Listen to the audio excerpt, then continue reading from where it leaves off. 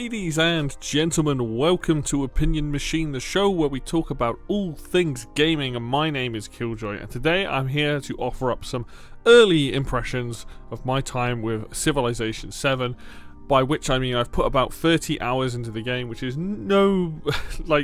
even 30 hours you'd think is quite a lot in most other games, but not with Civ and these sort of 4X games. It's hardly scratching the surface, but I wanted to offer up some early impressions that I have had with the game and thoughts.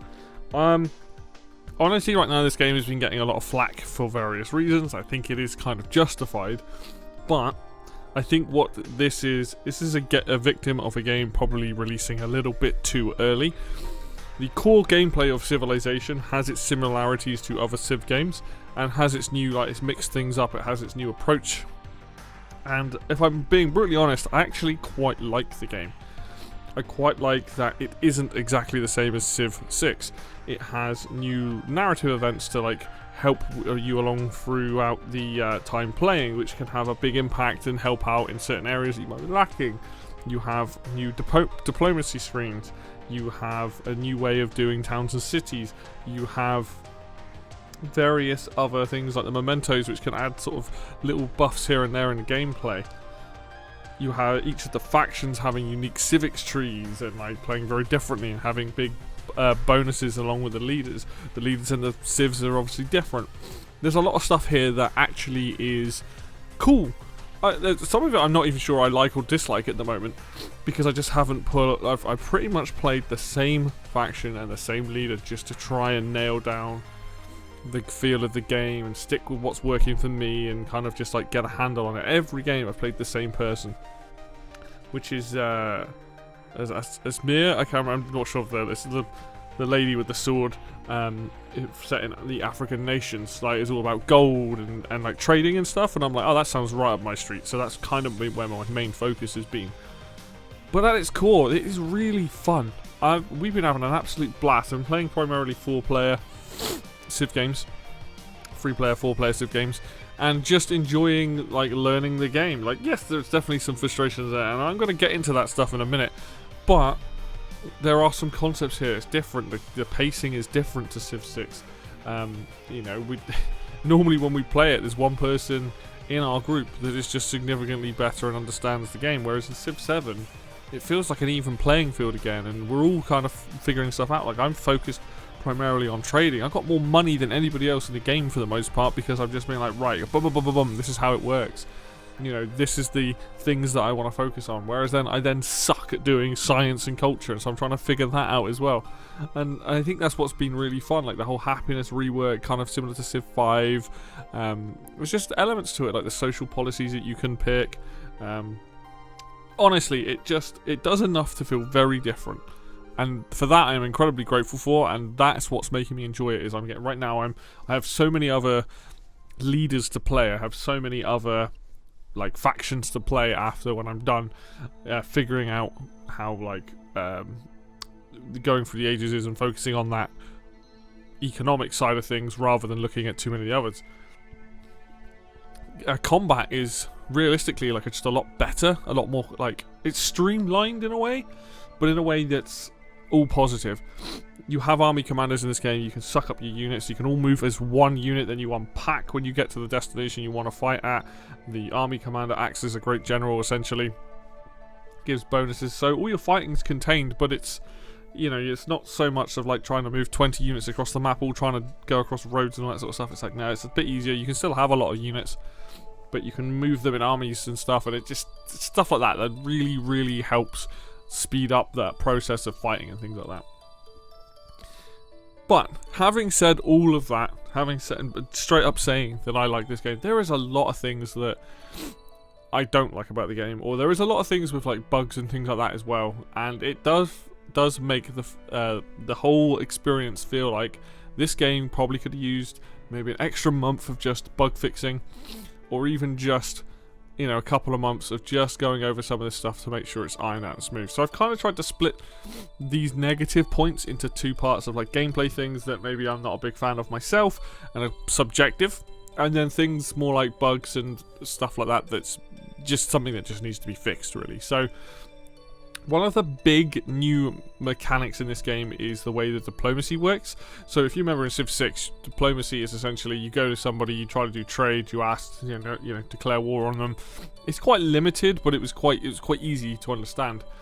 Well, in this, what they've done is you have a resource of influence, and that can be spent, asking for open borders, or asking about trade agreements, or trying to still, do espionage and all that. And it's all put into this one screen.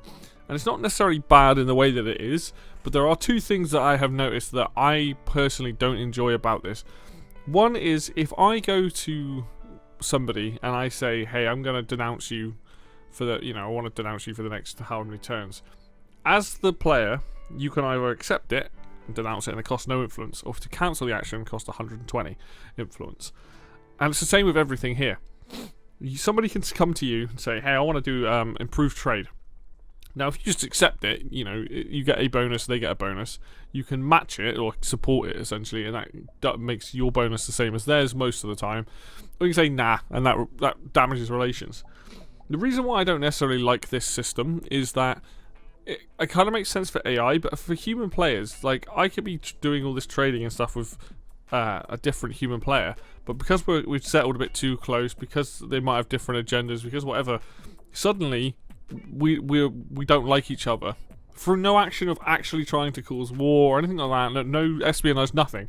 Just based on a few factors, your relationship can end up deteriorating quite hard. And it's really bizarre that you have no control over this, or if, say, you don't have a lot of influence, you basically have to kind of accept what people are sanctioning on you. Oh, we're going to have more trade routes, we're going to have this, we're going to have this, and you're thinking, well, maybe I don't want to do that, because I don't want them to get an extra boost in science, or in culture, or in gold, or whatever it may be. And it just feels a little weird. Like I said, it kind of makes sense maybe with the AI, but for person to person, it never really feels like I'm trading with a human anymore. The good thing with Civ 6 was, and I kind of understand why they changed it, but like you go to the trade screen, you put your deal on what you want from them, they can either match it or change it or whatever, and then you come to an agreement. In this, you just kind of say, hey, I want this, and you either agree to it, support it, or say no. And if you say no, that ruins relations. It's very strange. I don't like the way it's done. And what I've noticed as well is the AI, like one of the games I'm playing in single player, I'm basically, everyone's peed off with me because they've either all wanted to denounce me, or they've settled too close, or whatever, and all the relationships have broken down. And during this time, I have done nothing to actively affect any of that. The AI has done all that themselves, and you don't really feel like you've got much of a handle on a lot of it. It feels very much out of your control, feels very random, and I think that's also something.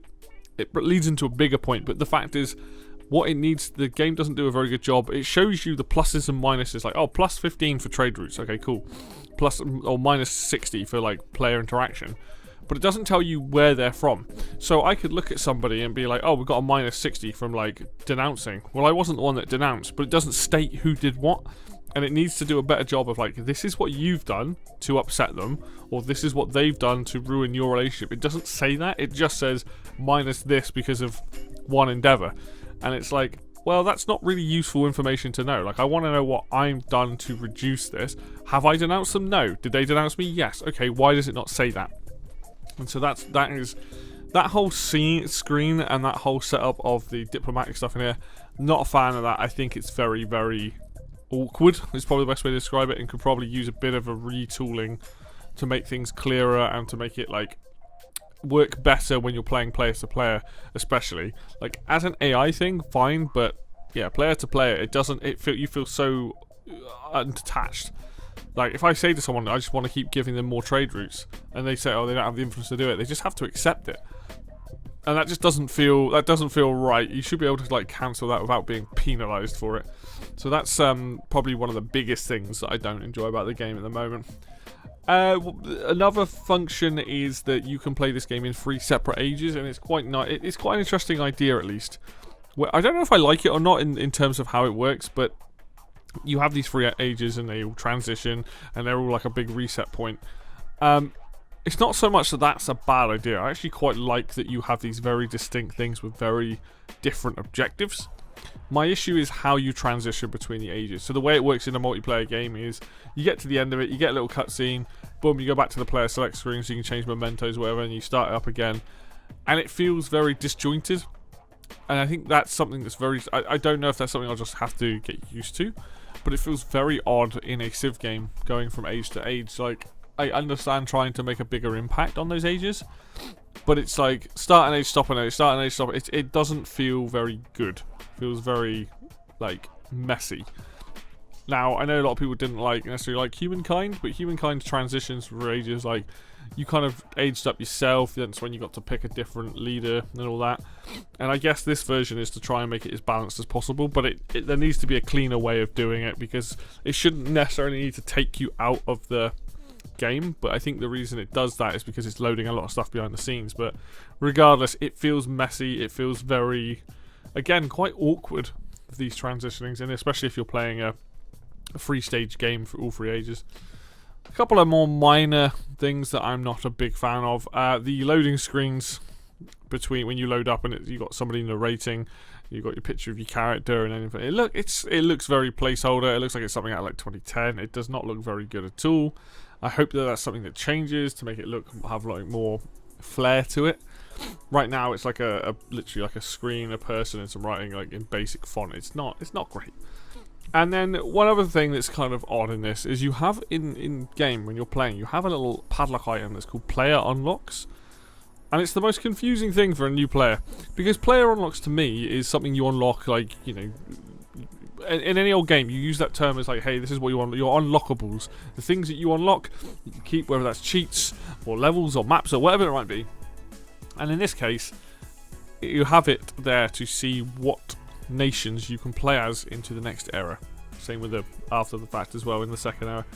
It's just not very well described, and I think that's kind of one of the biggest problems with the game in general, is that it's a genuine issue in this game that there is a lack of tooltips, there is a lack of information to the player when you are looking for things and trying to read things. It's just, you just feel like you're forever like, what does this do?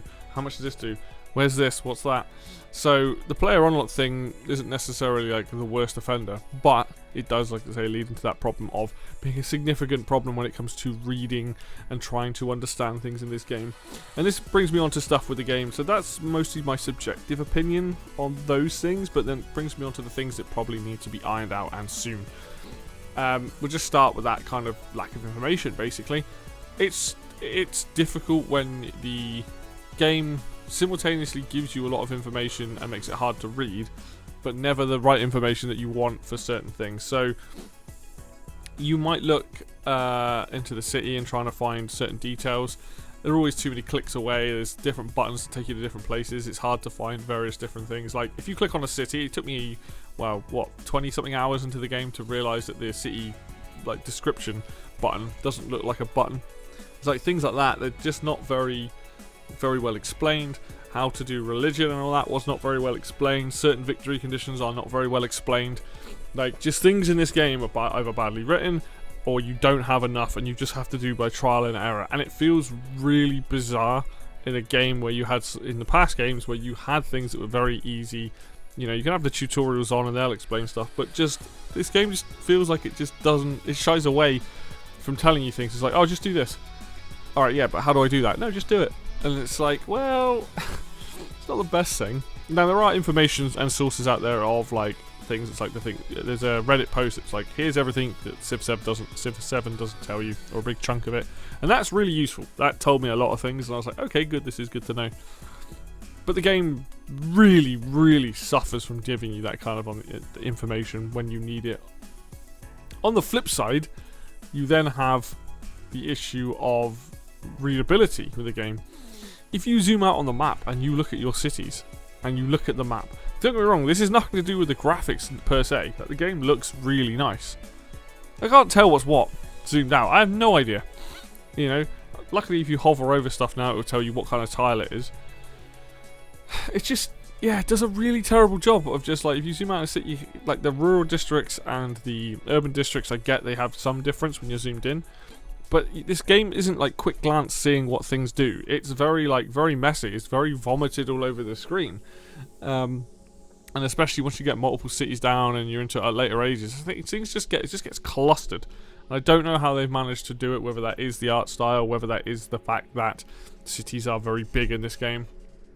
Everything is just hard to read from afar. It's not a quick, oh, that's what's going on over there, I need to do that. I mean, it's very odd.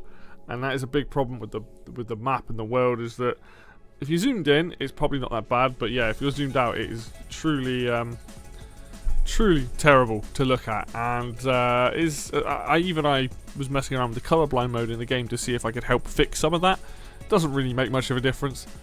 So not ideal, really. It's weird having that issue of some stuff is impossible to find the information, some stuff is just information overload, and that's mainly the visuals that do that. So one issue that we have absolutely run into, and it seems like a lot of people have run into, is desyncing. It didn't happen to start with when we first played it. We had an absolutely fine time playing our very first game with, like, I think we had one desync. And it's just gotten worse from there. And it is a huge problem, and I cannot believe that this is still happening. Civ 6 had this issue. Basically, the best fix for it, which isn't really a fix, is to just whoever's got the slowest CPU host the games, essentially. And that seems to be the case here as well. But this is a real problem. This is a massive problem, and this needs to be addressed, like, right now as soon as possible, because having this many desyncs should not be happening. In a game that is turn-based and is basically like a board game, why is this happening? It's bizarre. I don't know why we've run into it so much. There was this whole thing about running the game in Vulkan rather than DirectX 12, but even that still runs into the issues, even if it might be less frequent. It's so random. It's no real good answer for that one. Big issue, needs to be fixed. Bugs. There are tons of bugs in this game. There's visual bugs of units not being on the right tiles. There's city names disappearing. Visual glitches. Bugs where, like, when you're loading up your friends into multiplayer matches, it shows you the wrong banner and wrong level. They're all over the place, and quite frankly, it's made me realise that this game has come out too early. Now, despite everything I've gone through, and the UI as well, the UI needs a lot of reworking. I think the UI in general, all these things I've described about, all needs updating and changing and tweaking to make it more readable and just easier for people to see and understand, and not making things so hard to get to when you want to find that information. Everything that I've just said is a problem with the game. Now, for full clarity, I was bought this game as a Christmas present, so I didn't pay for it. Right? So there is that I don't have an attachment to this because I didn't, somebody bought it for me. However, I really like the game, and I'm really enjoying it, and I think the core gameplay is good. I still have issues with certain areas of gameplay, but I accept that I'm still only 30 hours in. I'll revisit it when I hit 100 hours. But in its current state, I can confidently say that Civ 7 is not worth buying until they iron out a ton of these problems. If I had spent 60 quid on this game, I would be frustrated. Straight up, I think that yes, they've put out patches, a couple of quick patches already to help fix some minor things and help fix some bugs and stuff. But there are so many things wrong with this game right now, around the edges that need addressing. And I'm not even talking about the things that I don't necessarily like. I'm not talking about the diplomatic stuff. I'm not talking about the age transitions or loading screens or player unlocks or whatever. I'm talking about the visual bugs, the desyncing, the way that information is obscured a lot in this time, the readability of the map, color, UI, things like that need. And I know that they've already acknowledged it. They're already seeing people's feedback. They're already looking at getting these patches out. We're in March. But the frustrating thing is, you've got DLC, like pre-order bonuses. You've got DLC coming that people are paying for, and I think is slightly overpriced, if I'm honest. But you've got all this stuff coming. But your core gameplay needs the love. I know you have your artists working on this, and you have people working on this.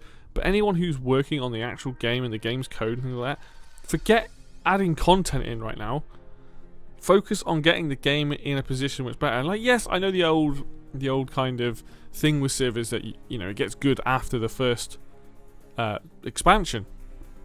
But right now, this game just feels very early. It still feels very buggy.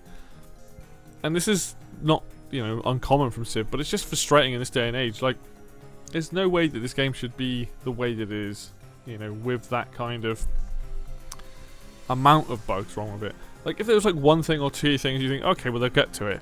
But it feels like there's a lot of stuff. And I think having that on top of the desync issues really makes me go, you know what? Like, if every game I play and there's desyncing every couple of turns, like, maybe I just need to put this game down and come back to it. And that's kind of how I feel with it at the moment, where it's like, alright, I can play in single player and I'm probably going to have that desync's not going to be an issue. But there's still all these other issues that need to be addressed. You know, on top of this, you now have a leveling up system that is going to be very divisive. And I think, you know, if you want to create replay value in Civ and you want people to play these games and have these objectives to work towards stuff, that's cool. But you are also going to upset people with that, because now, you know, you're forcing a kind of meta game onto people that play Civ and all this other stuff. So I think right now this game needs to get out from under a lot of this negativity by getting out things fixed quicker and quicker. Now they seem to be on top of that, but we shall see. I do plan on revisiting this game when I've hit maybe about 100 hours, so that I've understood the game. I've got a few victory conditions, I've finished a few games. This is just my quick early impressions. This isn't everything that I've encountered in the game, this is just the stuff that I can think of right now that is prominent to me, and I want to obviously changed or improved or updated and all that sort of stuff going forward. But hopefully this is a help to some people. Just know that I would not recommend playing this game now. Give it a couple of months, come back and see what patches have been done, come back and see what people have said about the game in, you know, in March, in April, in May, that kind of time, when we've got a better length of time where the game's been out for a good few months, it's had its patches, let's see where it is then, basically. So anyway, that's going to do it for me today then, guys. Thank you so much for watching as always. If you like the video, hit like. If you want to see more content like this, then hit subscribe. Links for Facebook and Twitter will be down below in the description, and as always, I will see you in the next video.